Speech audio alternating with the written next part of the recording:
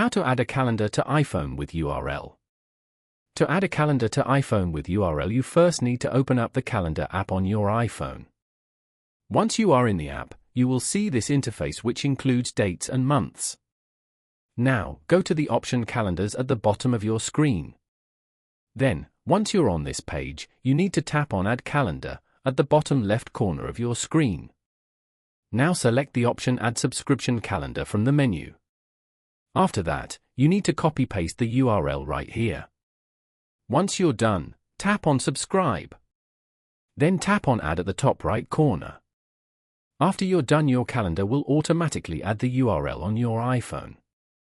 Once it's done, you will be updated in real time if the data provider makes any changes in the event. So following these very simple steps, you can easily add a calendar to iPhone with URL.